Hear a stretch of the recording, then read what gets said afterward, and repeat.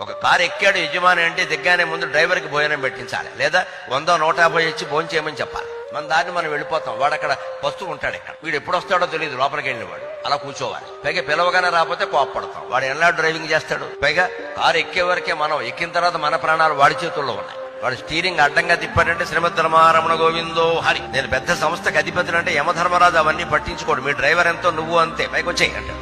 మన ప్రాణాలు వాడి చేతుల్లో ఉన్నాయి. ముందు వాడికి అన్నం పెట్టాలి. మనం దిగామంటే కనీసం టీ తాగడానికి 50 రూపాయలైనా ఇవ్వాలి. వాడికి జీతం వేరు, ఇది వేరే. పాపం ఆ 4వ తరగతి ఉద్యోగుల మనస్తత్వం ఎలా ఉంటుందంటే, వాళ్ళకి నెలకి 25,000, 30,000, 50,000 జీతం ఉన్నా సరే యజమాని 50 రూపాయలు చేతిలో పెడితే అది పరమానందంగా ఉంటుందండి. వాళ్ళకి పరమానందంగా ఉంటుంది. సారు ఎప్పుడు దిగిన 50 రూపాయలు చేతిలో పెడతారు అని ఇంటికి వెళ్ళి వాళ్ళ ఆవిడికి చెప్తాడు. ఆవిడెంత ఆనందిస్తుందండి. దీంట్లో మనకు పోయేది ఏమిటి? రోజుకో 50 రూపాయలు చొప్పున దానం చేసినా 1500 కాలేదే. మనం సంపాదించే లక్షల్లో ఇది ఎంత?